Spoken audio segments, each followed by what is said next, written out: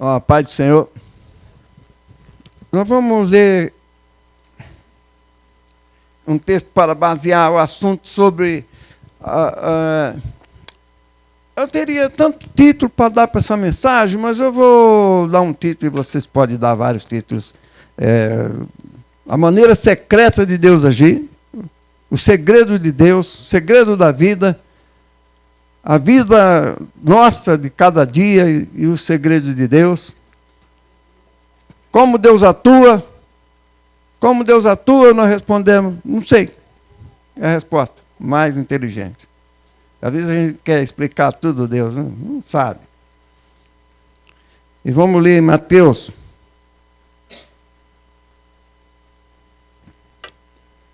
Capítulo 13 e versículo 14. Não, 44. Essa Bíblia aqui é muito pequenininha a letra. Assim como estamos, se vocês estiverem em pé muito tempo. O reino dos céus é como um tesouro escondido num campo. Certo homem, tendo-o encontrado, escondeu de novo e então, cheio de alegria, foi, vendeu tudo o que tinha e comprou aquele campo. Olha que coisa interessante esse homem. Estava escondido, ele encontrou, escondeu de novo. É interessante, né? Sabe que eu não tinha observado? Essa coisa interessante, ele estava escondido, ele encontrou, escondeu de novo. Tem um sentido também, né? Curva a cabeça. Pai, graças te damos por esta manhã. Graças te damos pelo teu povo reunido. Graças te damos pela igreja no Brasil, todas as igrejas evangélicas, todos os pastores, todos aqueles que buscam a tua face nesse país, nós te damos graça. Por este hotel nós o abençoamos. Abençoamos os vizinhos, abençoamos o vizinho deste hotel. Abençoamos seus funcionários e seus proprietários. Oramos para que todos sejam abençoados, os atendentes. Em nome de Jesus, nós agradecemos e amém. Uma das formas secretas que eu observei no texto, isso aí ao longo da Bíblia, do Antigo Testamento e também entra no Novo Testamento, é a forma secreta de Deus agir, das coisas acontecerem de uma forma tanto ativa como passiva. Em 2 Samuel, no capítulo 5, versículo 23, tem uma decisão de batalha. Eu não gosto muito de batalha, não, sabe? Mas aquele movimento histórico de Israel faz parte da história. A gente não tem nada assim, nós vamos destruir inimigo nenhum. Mas quem se faz inimigo de Israel no concerto das nações, em guerra, então acontece muita coisa. E se tem uma nação que realmente, pelo menos naquele tempo, muito mais, cujo Deus era o Senhor, era Israel. Uma pessoa, uma nação, um rei inteligente não ia querer brigar com Israel. Quem se colocava para brigar, evidentemente que Deus não ia permitir. Não ia ter jeito. Não é? Então, daí tem essas coisas históricas, às vezes a gente olha, não parece muito humano, na verdade a guerra não tem nada muito humano, né? Mas tem alguns aspectos ali que a gente observa a maneira de Deus agir. E muitas vezes Deus faz assim com você. E disse Deus, não vá pela frente, mas vá por trás deles. E atinja pelo lado das amoreiras. Quando ouvir um som como marcha nas copas das amoreiras, podes atacar. Equivale a dizer que o Senhor saiu à sua frente. Você observa, aqui tem mais 20 mensagens, tudo isso aqui, né? Nós vamos resumindo. Então, observe essa questão da batalha, como Davi agiu de acordo com o Bispo Henrique falou, e outros pastores aqui. Ele estava conectado ao Espírito de Yahvé. Então, Davi, ele ficava prestando atenção na voz interior. Deus falando no seu interior. Então, tem dois aspectos nessa forma de Davi ouvir. Com certeza era o seu pensamento, ele ouvia. Né? E outro aspecto era aquilo que estava além dos seus pensamentos, que era a voz de Deus escondida no mais profundo interior do coração dele. Que ele não tinha, talvez, todas as explicações, como hoje tem as explicações sobre quociente emocional, quociente intelectual e toda forma de inteligência emocional que permeia nossas vidas. E as pessoas hoje estudam muito isso, e nós estudamos um pouco no colégio episcopal. Então, quando Deus fala para Davi, Deus está usando as coisas materiais existentes naquele período. Essa plantação de amoreira, essas árvores, me parece que não sejam tão altas. E você não vai por trás, escondido, vai em secreto. Mas você vai ouvir um sinal. Vai ouvir sinal de cavalaria cavalgando em cima das folhas das árvores das palmeiras. Você faz uma ideia de coisa espetacular, não? Milhares de cavalos, tropel, toque de trombeta por volta, por cima das palmeiras. E o inimigo ouvia esse barulho, era o barulho da vitória. E dissipava todo o inimigo. Há textos também no Antigo Testamento que diz quanto à questão de você ter uma tentação profunda interior. Ele disse assim, quando o inimigo se levantar contra ti, o Senhor avorará sua bandeira contra ele, e ele fugirá. É mais ou menos uma cena assim. O inimigo se levanta contra você. Isso é mais com pensamentos. Às vezes o inimigo levanta pensamento blasfemo na sua mente, no seu coração. Spurgeon disse que tinha a mente, chegava um momento, não digo que seja isso, que ele ficava totalmente desolado. Estudamos no colégio episcopal. Spurgeon, grande pregador. Mas aí quando vinha, o Espírito do Senhor arvorava contra essa sombra a sua bandeira de vitória. Então o inimigo recuava. É assim até hoje. Essa é uma forma secreta de Deus agir. E às vezes Deus fala com você alguma coisa, alguma promessa secreta para você, desespera que vai acontecer. Aconteceu comigo, acontece com tanta gente, com muitos de vocês. Um versículo que há muitos anos que me veio quando eu abri a Bíblia. E Deus falou comigo com aquele versículo. Às vezes é assim, não é? Falou, revelarei coisas ocultas que tu não sabes. Profundas e ocultas que tu não sabes. Quando uma palavra assim entra no seu coração, considere que é uma palavra de Deus para você, para a sua vida. Esse é o evangelho prático. Quando você lê alguma coisa que toca o seu coração, e você diz, é comigo, é com você mesmo, pode se apropriar. Revelarei coisas grandes e ocultas que você não sabe. Eu não sabia o que era, mas eu tinha certeza que era. Ou então Deus age através de um sonho. Eu tive vários sonhos, evidente. Sonhos que não quer dizer nada, mas sonhos que ficam gravados. Uma vez eu sonhei com uma plateia maior do que essa, semelhante, e que incendiou de uma vez. E eu falei, é a promessa de Deus do avivamento. Com tantos avivamentos que aconteceram, aqui em Ribeirão aconteceu um. E tem um livro ali que é a Excelência do Saron, quem quiser conhecer a história do avivamento da nossa igreja quando ela nasceu. Tá ali. Tem um testemunho do bispo Claudeni, inclusive, que ele fez parte desse período. Está lá, a capa verde. São assim os movimentos secretos de Deus. Outro movimento secreto de Deus interessante em 2 Samuel, no capítulo 5, no versículo 8, quando Davi vai conquistar Jerusalém. Deus fala com Davi no seu coração, ele diz, quem quiser conquistar Jerusalém, entre pelos caminhos das águas. Era um encanamento que tinha em Jerusalém.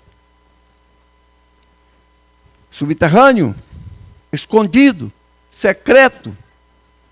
Jerusalém era considerada inexpugnável.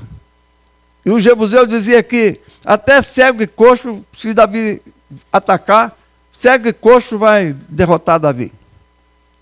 Aí Davi, de uma forma irônica, disse: eliminai os cegos e os coxos que a alma de Davi aborrece. É um texto também bem estranho, mas foi um tipo de ironia, uma resposta irônica a uma afirmativa, uma assertiva irônica do Jebuseu, dos reis Jebuseu. Então, para conquistar Jerusalém, foi uma ação secreta. E muitas vezes isso acontece na sua vida, às vezes você nem sabe que isso aconteceu e às vezes está acontecendo. As palavras que estão nesse texto de Samuel, no capítulo 5, no versículo 8, são palavras interessantes da questão do caminho. Basná. Basná é uma palavra hebraica composta, quer dizer, pelo caminho. Por este caminho. Reto por este caminho. Vai chegar lá. E conquistará.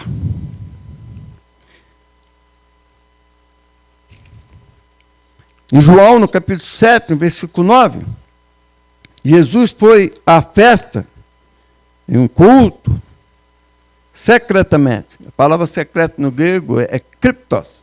Criptos. A criptomoeda é uma moeda escondida, estranho, né? Apócrifo, porque é o evangelho escondido, apócrifo. Então, cripto, em segredo, ele foi na festa da cabana. Eles diziam assim: vamos para a festa. Jesus intencionalmente disse: vão vocês, eu não vou. Agora ou depois. Mais tarde, ele foi em secreto. Ninguém viu Jesus indo. Possivelmente, não viu, porque você não sabe como é que Jesus viu.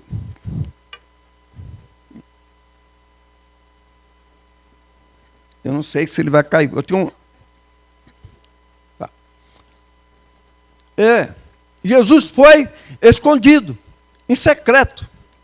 Não se trata de medo, se trata de estratégia.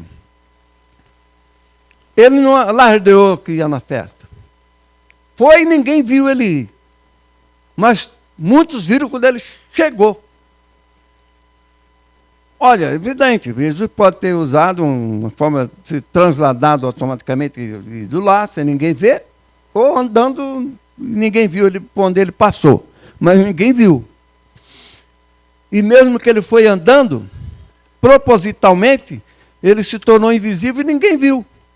Passou e a pessoa não via. E ele chegou na festa. Então ele foi em secreto na festa das cabanas. Então Jesus tem várias atividades secretas. No caminho de Emaús, ele estava ali, presente, os dois do lado dele, por aquela Cleófas, uma coisa assim, possivelmente. Não viam Jesus, eles não percebiam. Viram o homem, mas não reconheceram Jesus. Jesus estava secretamente presente na presença deles.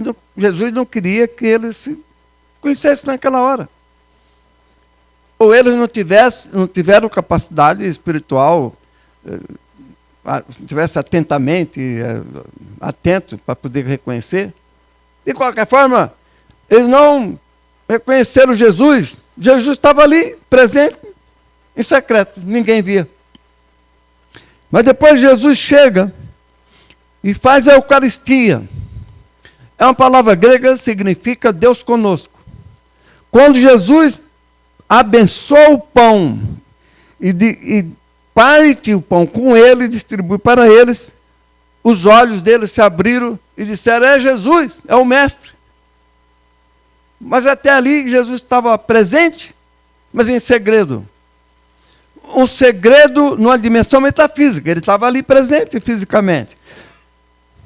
Mas o aspecto metafísico da atividade da mente, do reconhecimento, ninguém via. Ninguém viu, não sentia a presença dele. Às vezes acontece com você. Jesus está aí, presente, e você não estou sentindo nada. E pensa que está ausente. E ele está presente. No caminho de Emaús.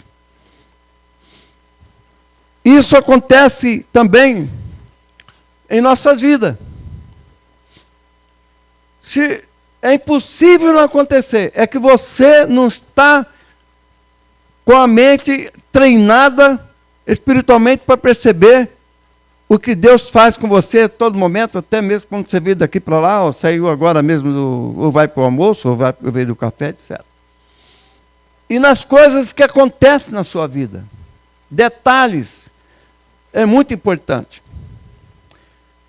Tudo que acontece é tão importante. O Henrique veio aqui e me deu esse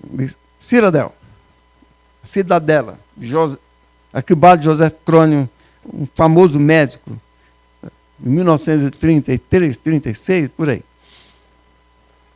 Aí eu li na introdução, estava lendo, e tem uma página lá que fala sobre ele vindo de trem para tomar posse de um posto médico para treinamento, experiência, e ele olha para os vales, as montanhas, e ele diz que o poder, desceu um certo poder sobre o que veio dos vales das montanhas, e uma repentina felicidade e um preparo para o futuro.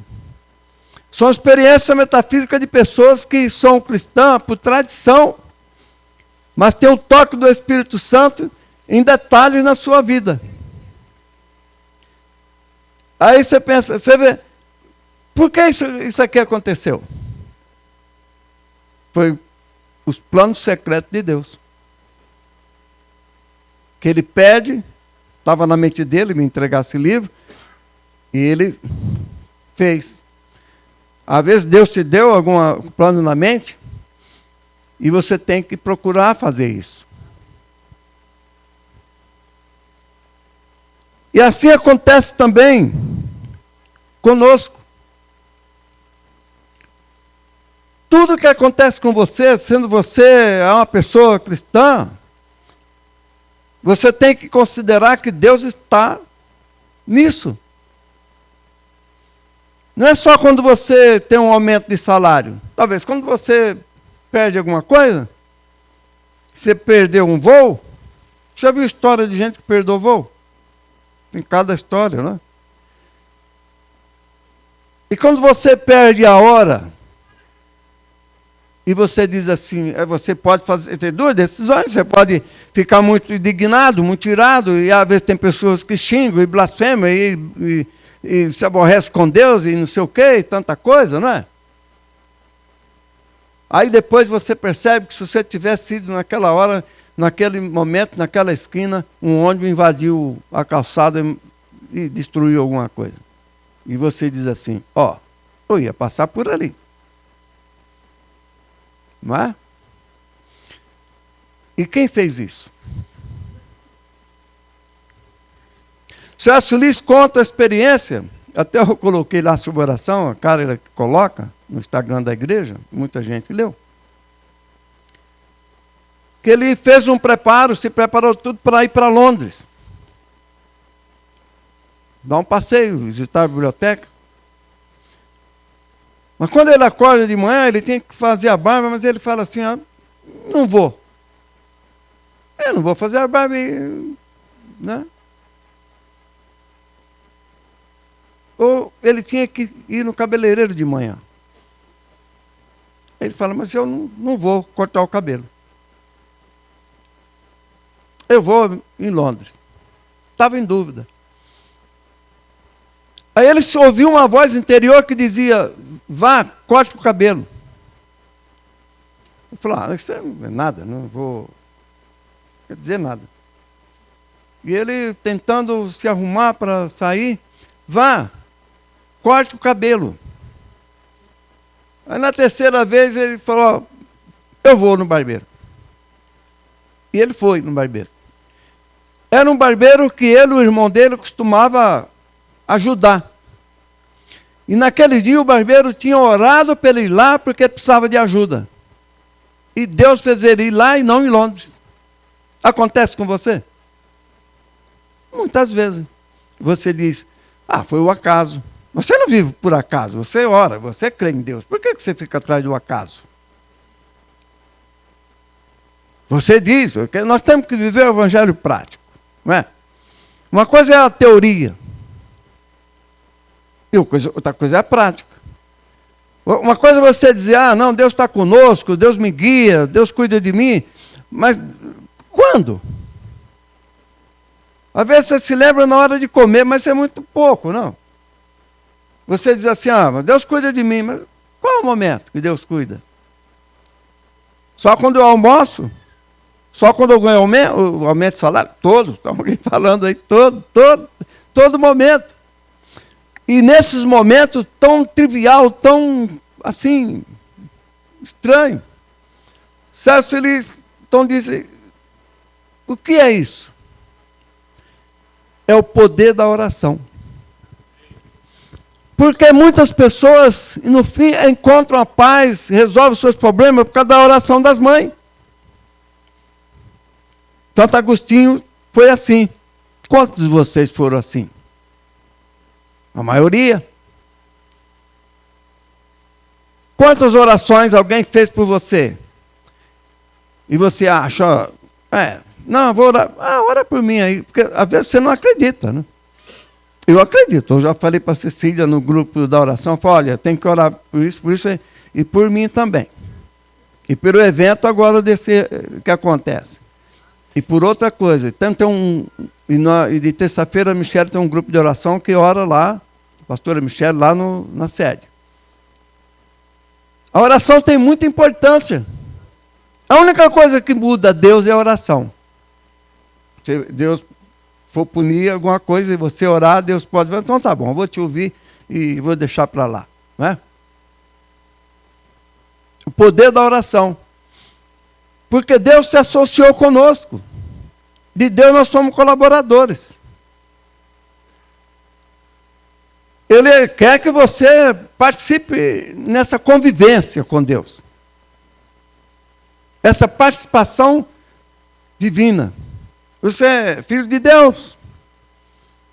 Então você tem essa condição de orar. Às vezes tem que dar um tipo de primeiro passo, que nem o bispo de Magno fez ontem. Aquele pareceu assim, meio simples, uma coisa assim, parece que, para que isso, né? Mas foi muito interessante, é muito profético aquilo que ele fez. Tem coisas que nós olhamos e falamos, para que isso? Às vezes você pergunta, né? Mas é o primeiro passo de alguém que nunca fez isso. Então é importante o que ele fez. Não fez com pastores, fez com pessoas que são novas na igreja. Então, eles nunca vão esquecer aquilo. Aliás, o bispo de Magno disse que eles nunca vão esquecer, eles não vão mesmo, vai mudar a vida deles. Cadê o bispo de Magno? Olha, está lá atrás. Ele está lá atrás. Ontem ele disse que quem senta lá atrás quer dar um cochilo.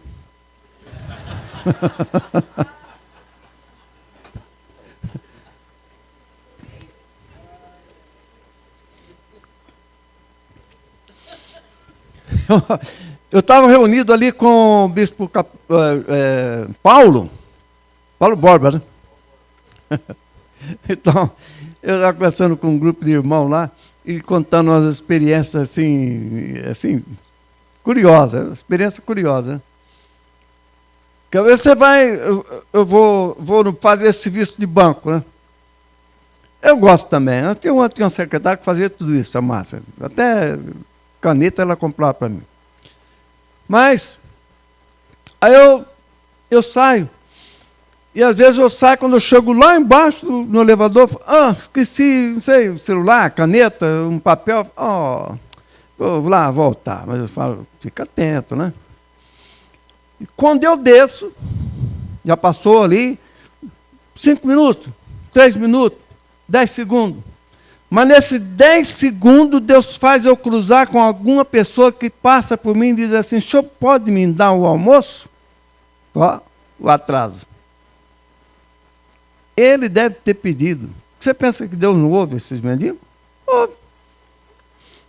E se ele orou, Senhor Jesus, né? Ó Deus, me ajuda, eu quero almoçar.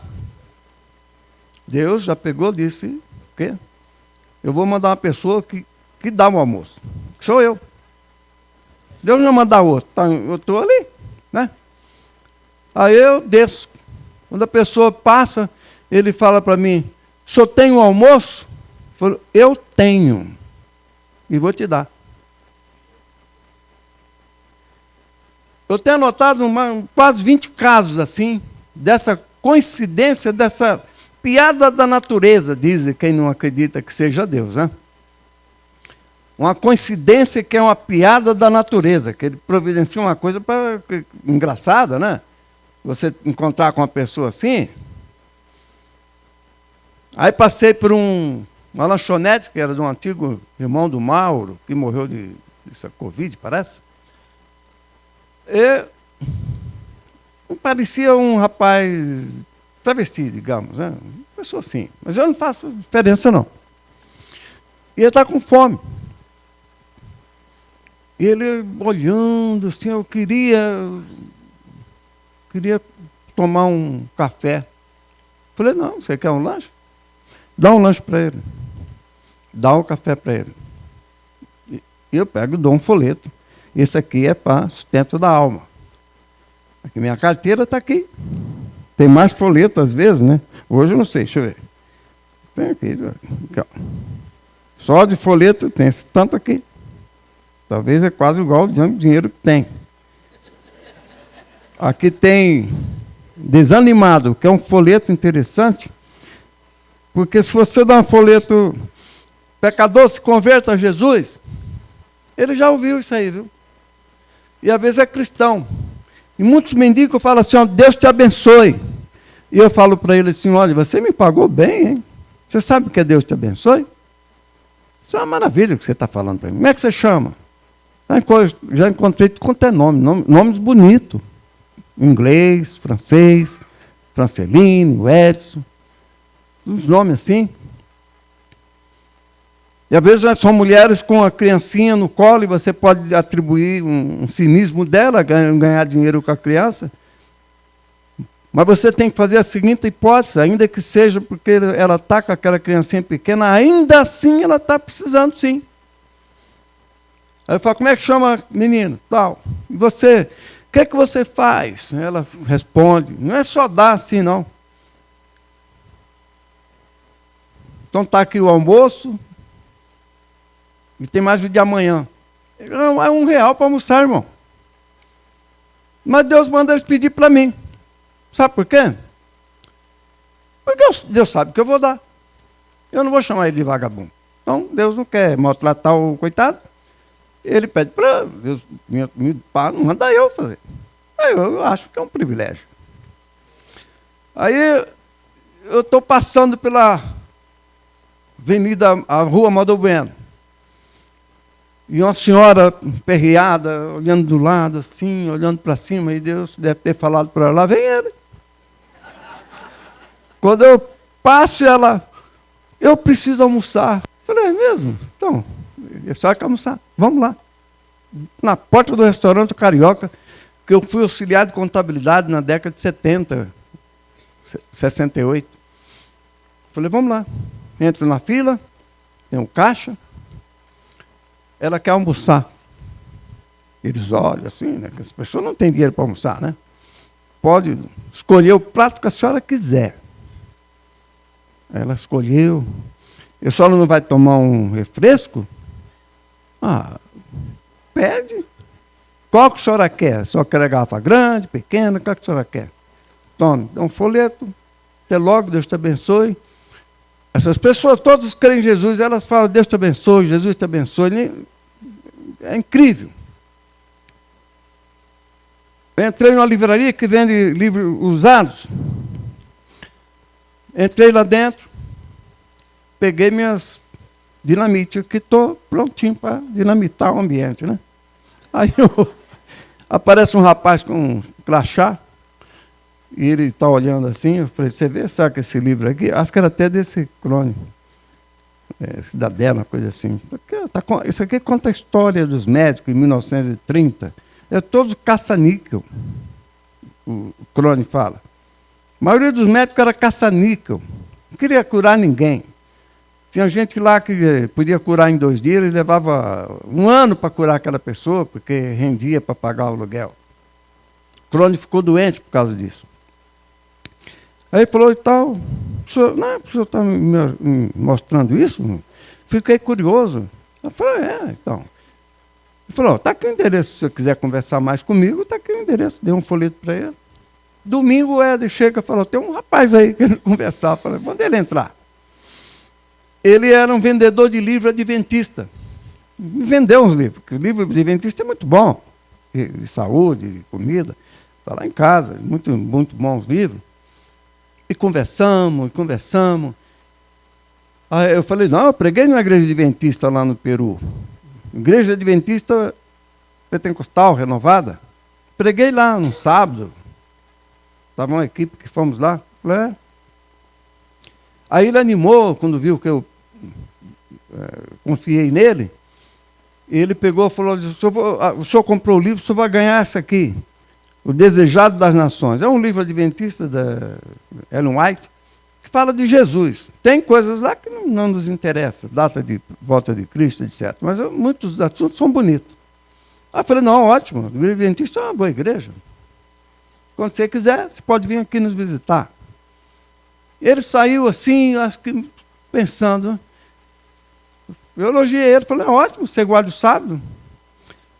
Tem gente que não guarda nem um domingo, vai no futebol e diz que é superior ao adventista. Critica o adventista porque guarda o sábado e não guarda nem um domingo. Não é? Então,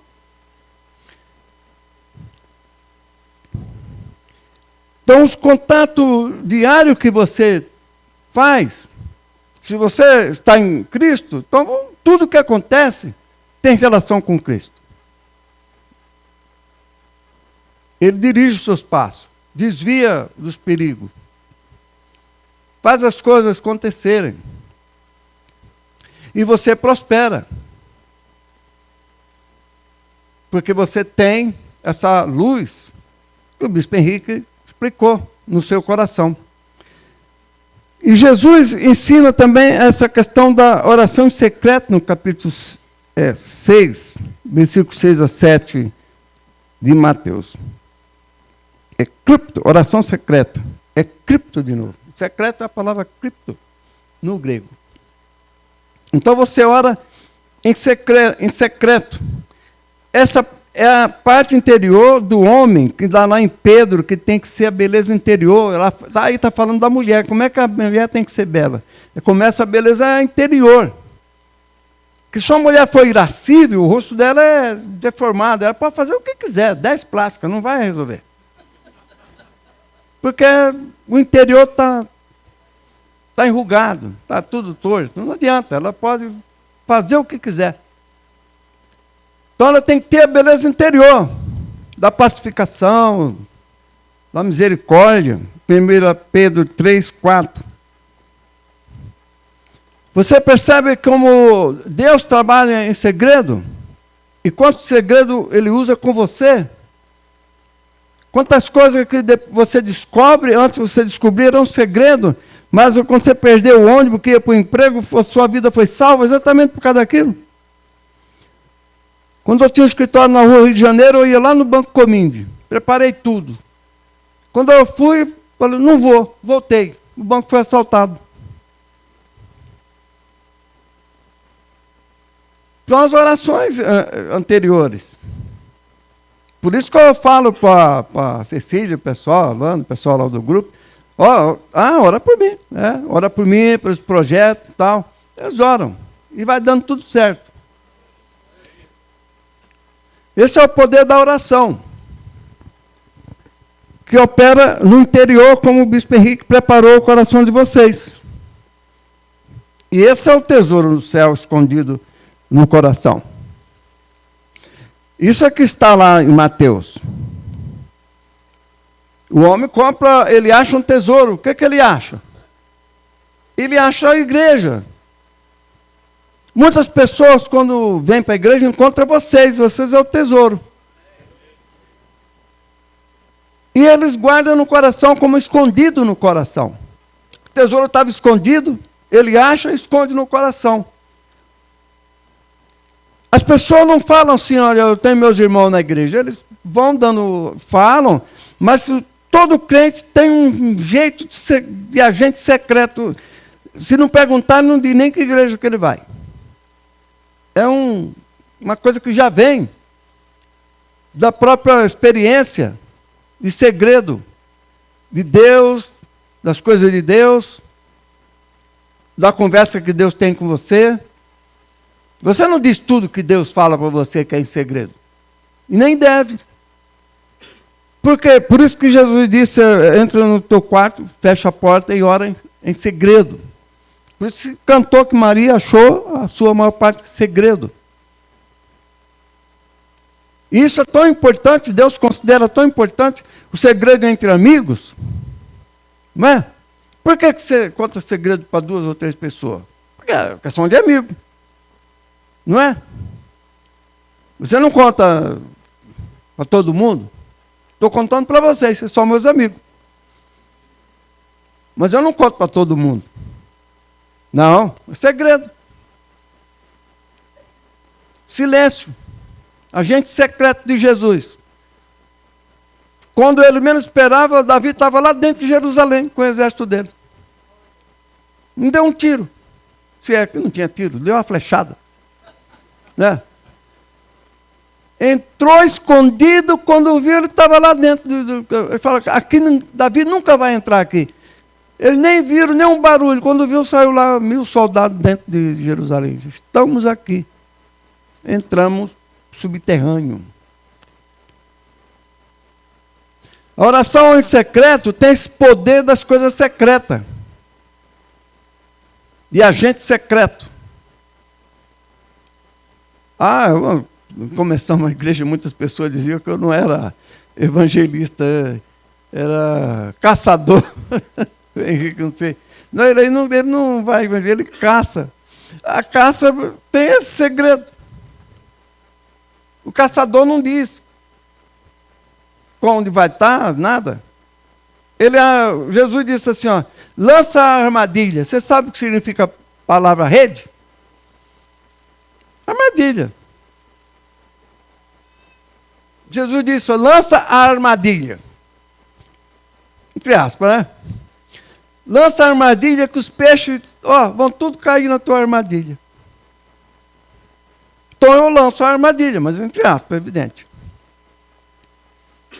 Como é que eu lancei a armadilha? Entre aspas.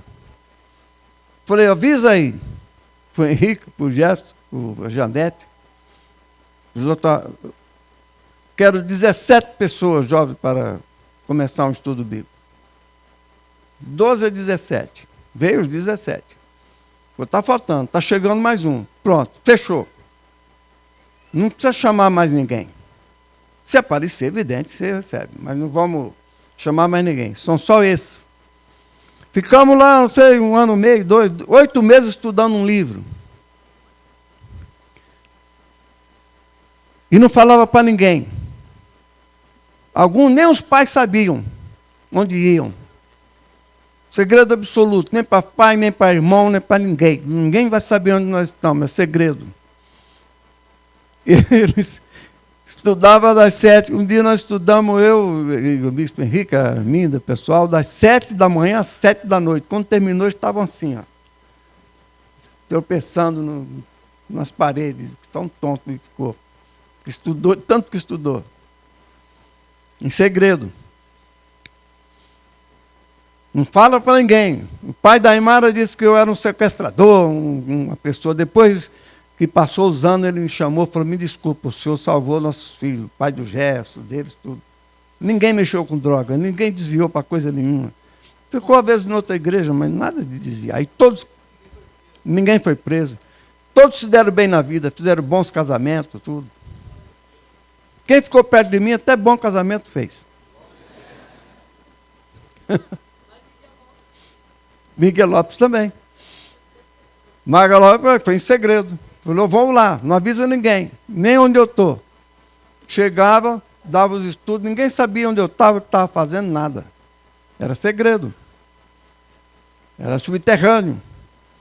Era uma rede. Paulo pregava com rede. Tinha mais de 80 pessoas na rede dele, dispersos. E ele lançava a rede. O núcleo discipulado é um sistema de rede, multiplicadora. Cresce porque é em segredo. Você não faz isso assim, não toca trombeta, é tudo segredo. Só que é multiplicado, segredo multiplicado. E essa história de segredo é tão importante, e Deus leva tanto em conta, o Espírito Santo, que as últimas palavras da Bíblia, ela fala de segredo. Ela fala do maná escondido, maná secreto. E depois diz, uma pedra branca com um novo nome escrito, conhecido apenas por aquele que o recebe, segredo. Só você sabe e ninguém mais sabe. Vai fazer uma nova sociedade, por isso que ninguém sabe. Você tem um nome e o outro tem um nome, vai uma sociedade futura. A sociedade do futuro é Jesus que vai dar o nome às pessoas. Uma pedrinha branca. Não sei como é que é essa pedrinha branca. Deve ser muito interessante. É um segredo. Gilbert Keith Chesterton diz que religião sem segredo, sem mistério, não é religião. Tem que ter segredo. Aí você pega um segredo. Então, eu mandava, às vezes, o pessoal lá para Mococa, o aquário, você vai em segredo, fala para ninguém. Quando você vai numa missão secreta de Jesus, você não fala para ninguém. Não fala nada. Boca fechada. Quando foi para o grande avivamento de Miguelópolis, o pastor Daniel falou, lá não muda. Falei, muda. Aí eu entrei no carro dele. E ele contando, falando, eu não dei uma palavra. Só olhava o asfalto. Nada. Nada. Eu não tinha que dizer, não, chegando lá você vai ver. Não, não pode, é segredo. Comecei o culto em segredo. Aí nós começamos o culto. Nós cantamos um hino da abertura do culto. Vem encher-nos, ó Deus, de celeste fervor, e fazer-nos sentir teu poder, teu amor. Cantou a estrofe, o Espírito desceu. A cor do ambiente tomou uma cor dourada. E todo mundo foi cheio do Espírito Santo. O senhor levantava pregação, não teve pregação. Morro Agudo. Muito bem lembrado do nosso bispo aí. Foi Morro Agudo. E renovou a igreja. De uma forma que disse o bispo provando na Gibe, né? Que não tinha placa. É um paradoxo. Mas tinha. Porque os homens põem placa, não adianta, né?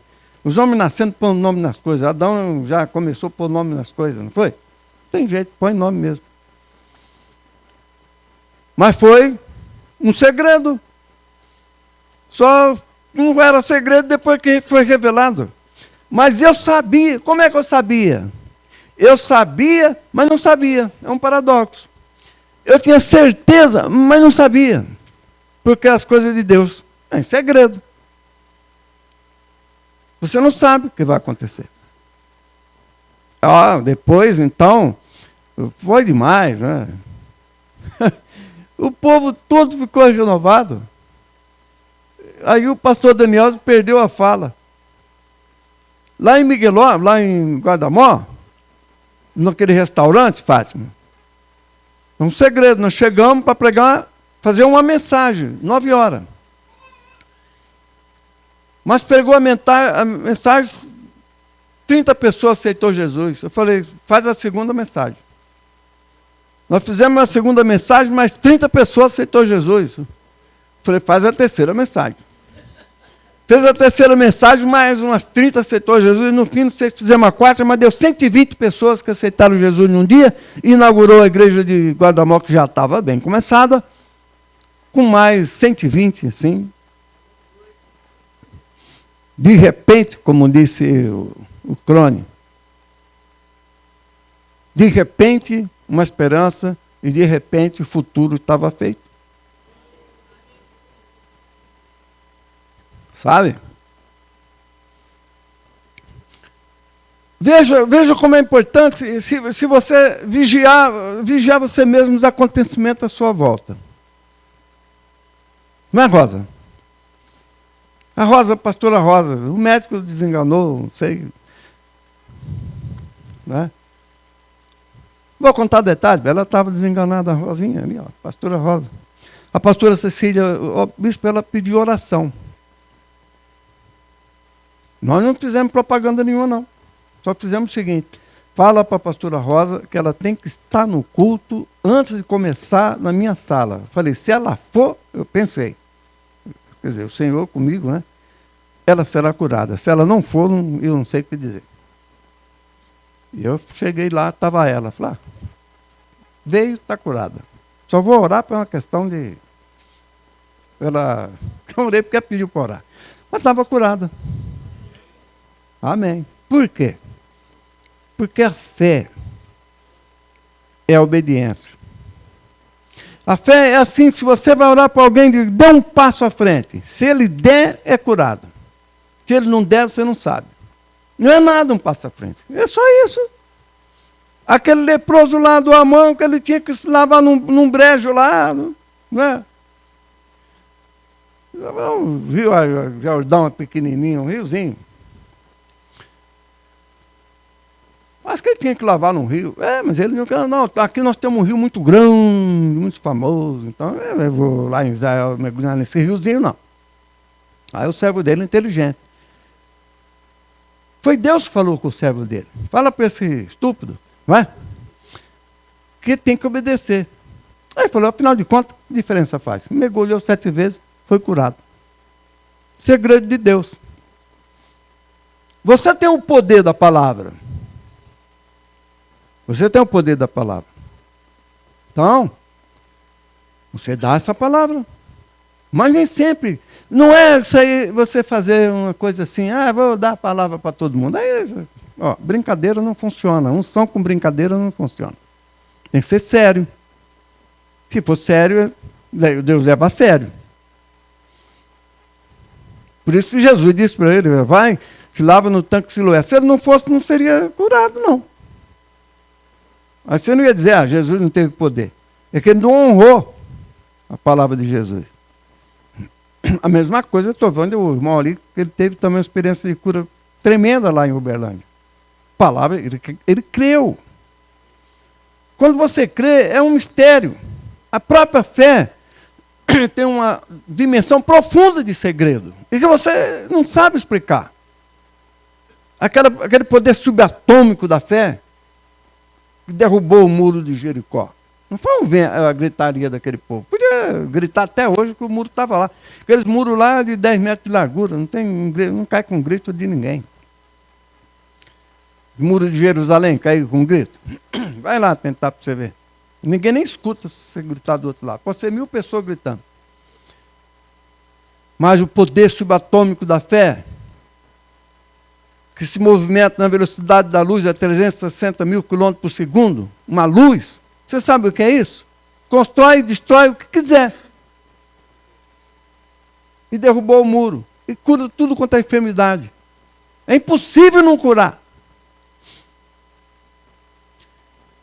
Então, quando você vai no lugar, mas de repente não deu, passa no outro, presta atenção que Deus está te usando. Não imagine que Deus vai te usar quando você sai da reunião de oração. Eu orei tanto, estou sentindo tanto, eu acho que agora Deus vai me usar. E não acontece nada. É fé. E às vezes você está ali, você nem fez oração, mas você confia. A confiança é um ingrediente dos mais importantes na oração. Sem a confiança, a oração nem força tem. Pode ser uma reza simples, hein? E não faz nada. É preciso confiar. E essa certeza tem esse poder secreto da fala. O tom da voz é um tom do segredo. E o tom da voz pode ser um tom do desleixo. A pessoa pode se vestir desleixadamente, né? Você pode vir para a ordenação com uma camiseta de praia, mas você não está honrando o povo. Você tem que honrar o povo. Eu estou honrando o povo. Eu até estou exagerado, né? Porque é uma cruz da cristandade celta, a raiz do metodismo histórico. Essa cruz é diferente. Comprei na Capela de Wesley, na Inglaterra. Você tem que honrar o povo. Se você vier na formatura do seminário com a blusinha de praia, você está desonrando o povo, desonrando o seu professor. E aí é bem possível que você esteja desonrando a Deus, porque quem não honra o homem que vê, é possível que não honre a Deus que não vê. Não é não? Não é? Coisa simples. O poder não está na gravata, mas também não está na ausência dela. Se engana quem pensa assim. Tinha um amigo que ele sabe que terno, que nada. E foi cada vez mais, sendo mais popular. Né? Aí um dia ele apareceu no culto. Escrito assim, sei, uma frase tola. Quem me olha é bobo, que atrás você olhou, então você é bobo, né? Aí a pessoa sobe no púlpito, ele está, quem me olha é bobo. Quando ele fala com alguém, que você olhou, você é bobo. O pastor está honrando alguém com isso? Ninguém, nem a ele mesmo. E alguém vai confiar num pastor assim? Não, que palavra que ele tem? Sensato. Essas coisas mínimas é para provar, para ver se você vai obedecer no máximo, não é não? Quem é fiel no pouco, sobre muito colocarei, mas se você nem uma camisa direita você quer pôr, é o mínimo. Mas pior do que isso, só você vier de bermuda. Eu lembro do Tadeu que dizia, você pode vir até de bermuda, mas não esqueça a gravata. É o máximo, né?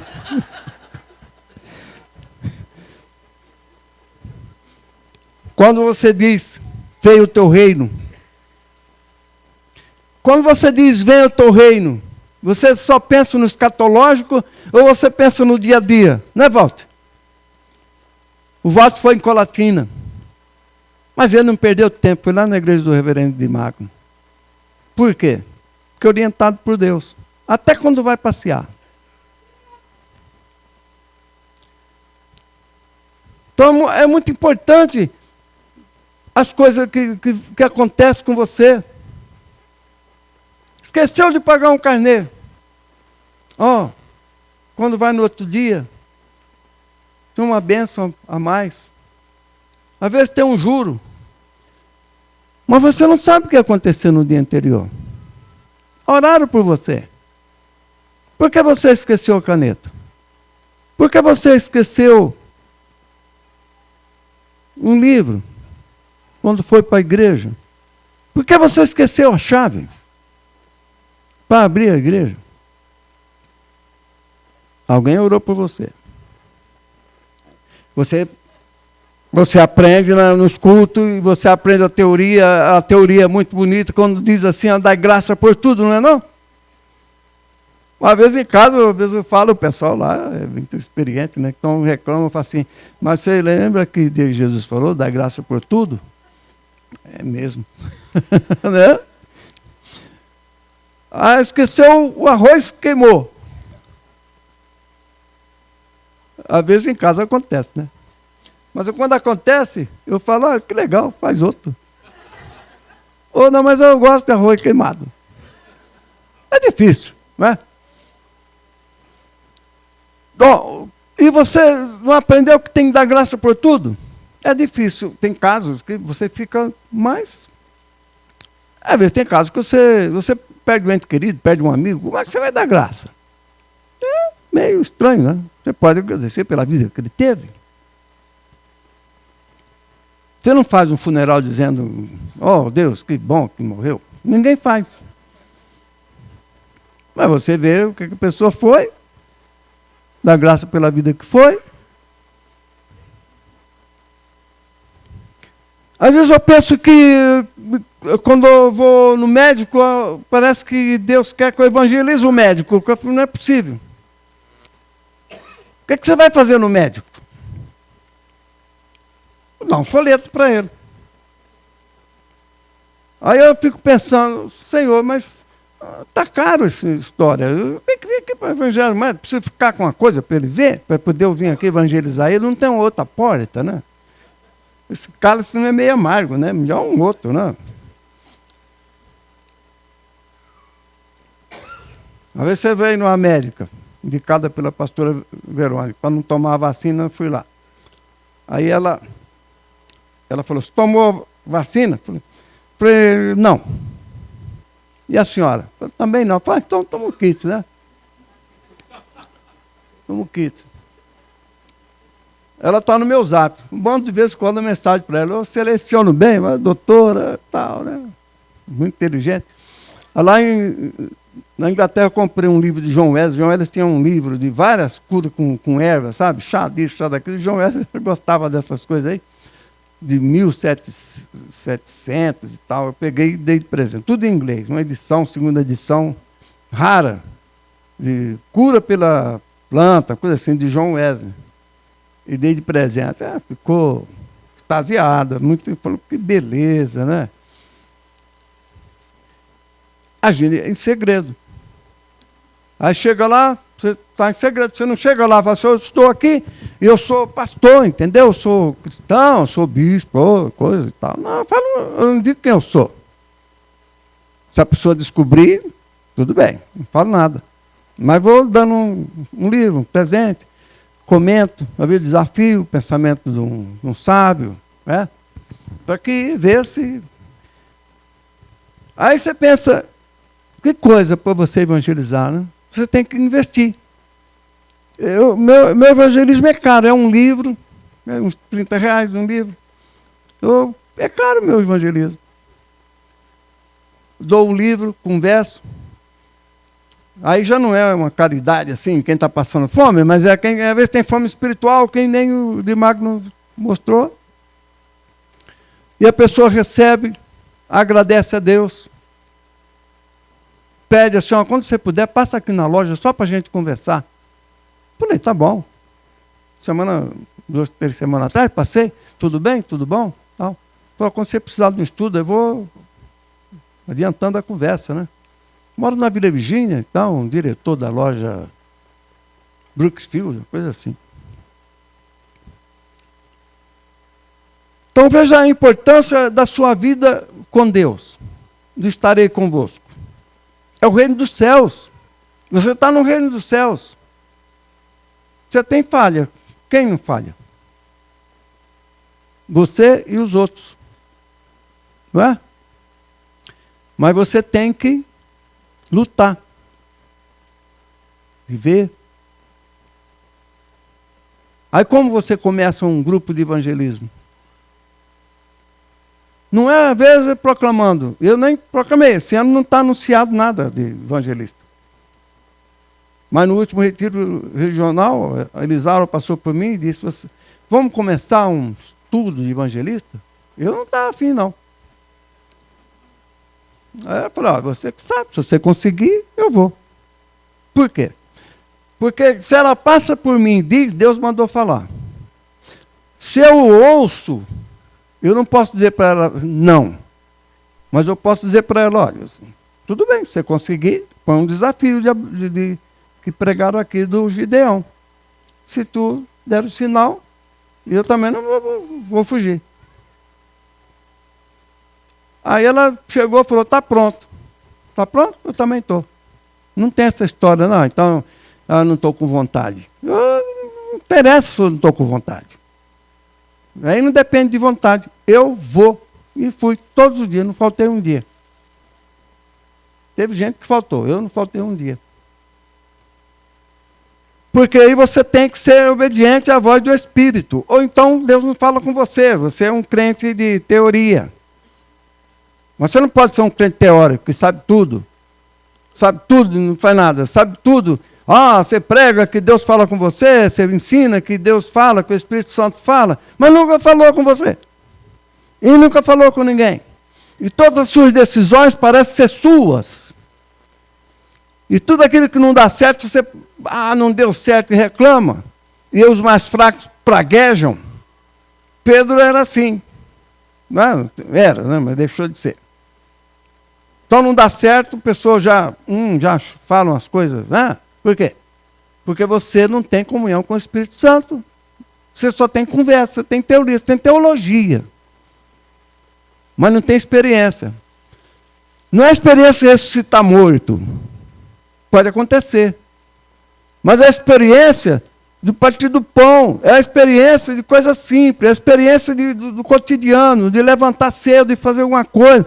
Olha, você vê, por exemplo, para escrever esse devocional, eu desisti no meio do caminho. Eu desisti mesmo, porque eu falei, pela lógica da razão. Eu falei para a diretora, não vai dar. Eu só não disse, eu não consigo de jeito nenhum, nem que eu vire 10. Mas só que ela pegou e disse o quê? É o seguinte, eu não conheço devocional de 6 meses. Aí eu falei para ela, que apoio que ela me deu? Eu falei, bom, agora eu considero que Deus falou. Eu vou fazer o seguinte, eu vou orar a Deus e ver como é que Deus vai fazer esse negócio aí. Porque eu não sei como é que eu vou sair dessa, né?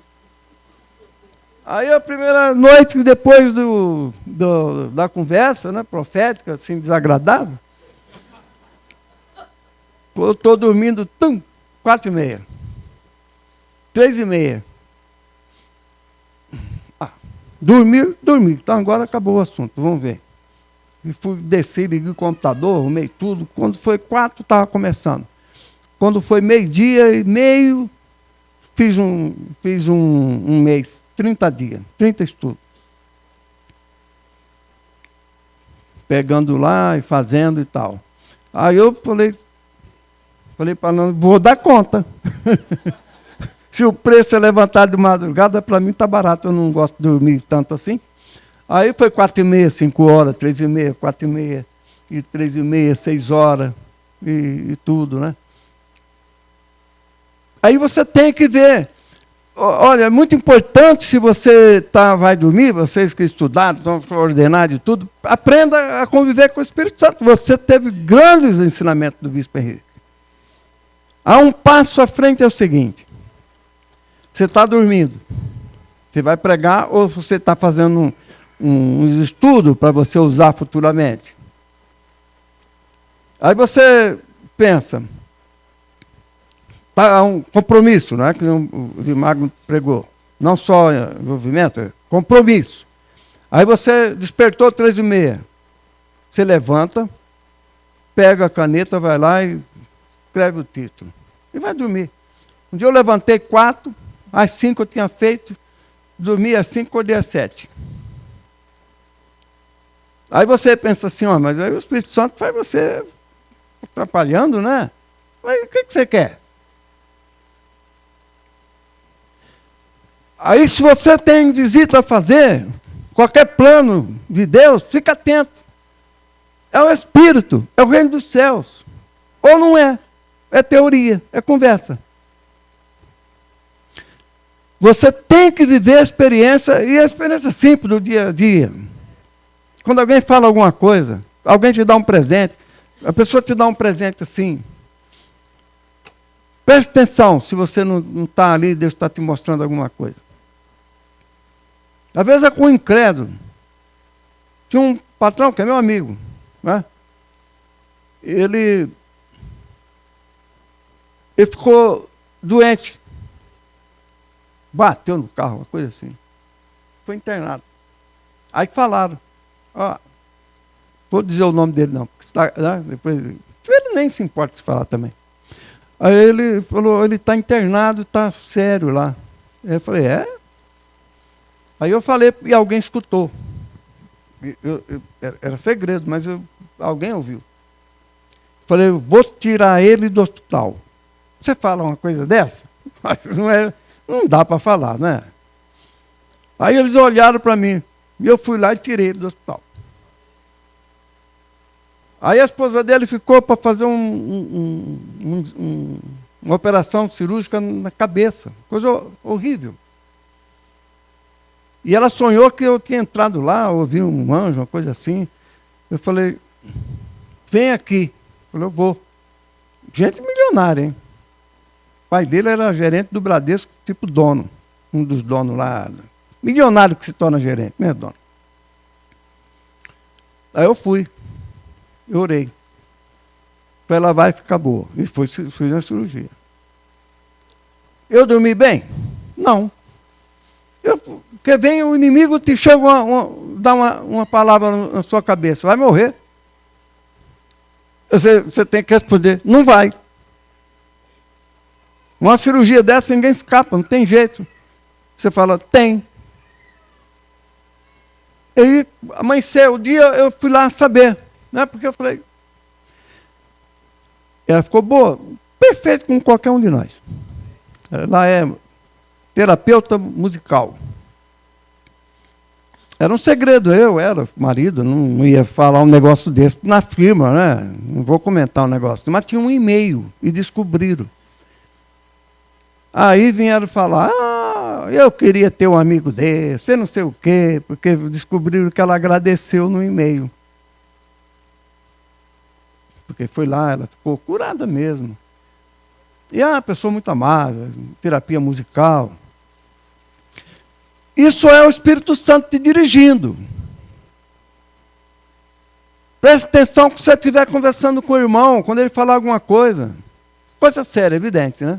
Brincando, pode brincar, mas se estiver brincando, é brincadeira, você não vai dar bola para isso. Mas quando a pessoa fala coisa séria, aí você sabe que é o Espírito Santo falando com você. Por quê? Porque eu estarei convosco todos os dias, até a consumação dos séculos. E a propósito, outra coisa que é o segredo de Deus, é a unção do Espírito Santo. Ninguém vê, às vezes sente. Então, se você quiser, você pode ser revestido do poder. É outro segredo. Quem pode chegar num lugar, eu quero ser revestido de poder, em qualquer canto não vai ser, né? Mas um lugar que nem esse, um evento como esse, não chama Ministério de Louvor. Quando você está entoando o louvor, e você abre o coração, o Espírito Santo já está ali. Se o Espírito Santo está, você vai, disse provando Rafael. Se o Espírito Santo não está, você não vai. Não foi assim que ele pregou? E quando ele pregou, você anotou? Estou lembrando. Se você não anotar, você não vai lembrar. Mas se o Espírito Santo está, tudo é possível. Vamos ficar de pé e diga, o Espírito Santo está aqui. O Espírito Santo está aqui.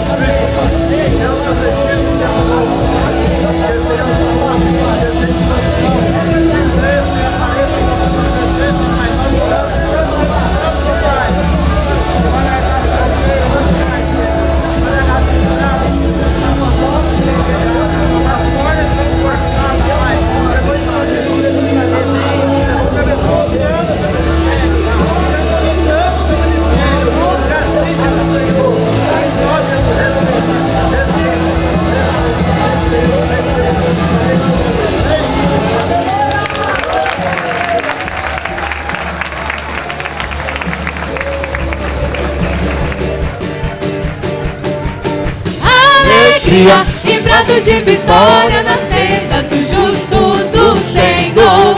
Alegria e brado de vitória nas tendas dos justos do Senhor. Sua destra tem feito grandes coisas, sua destra pra sempre exaltar. Sua destra opera maravilhas, sua destra exaltar, sua destra exaltar. Alegria e brados de vitória nas tendas dos justos do Senhor. Alegria e brados de vitória nas tendas dos justos do Senhor. Sua destra tem feito grandes coisas, sua destra pra sempre exaltar. Sua destra opera maravilhas, sua destra exaltar, sua destra exaltar. Com alegria cantai, ó justo, com alegria cantai, ó justo, com alegria cantai, ó justo, com alegria cantai, ó justo. Cantai um novo cântico, com alegria de coração. Magnifiquemos ao Senhor e exaltamos seu santo nome. Magnifiquemos ao Senhor e exaltamos seu nome. Com alegria cantai, ó justo, cantai, ó justo. Com alegria cantai, ó justo, com alegria cantai, ó justo. Ao Senhor louva, ao Senhor louva, ao Senhor louva, ao Senhor louva. Com alegria e brados de vitória nas tendas dos justos do Senhor. Alegria e brados de vitória nas tendas dos justos do Senhor. Sua destra tem feito grandes coisas, sua destra pra sempre exaltar. Sua destra opera maravilhas, sua destra exaltar, sua destra exaltar, sua destra exaltar. Alegria. Glória a Deus. Levanta as mãos. E terminamos, dizemos: o Senhor te abençoe e te guarde. O Senhor faça resplandecer o seu rosto sobre ti e te dê a paz. E Deus abençoe Israel. Amém. Haja paz em Jerusalém. Aleluia.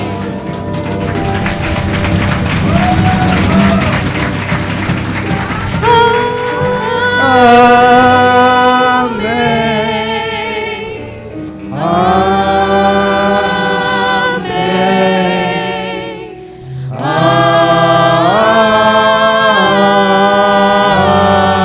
Amém.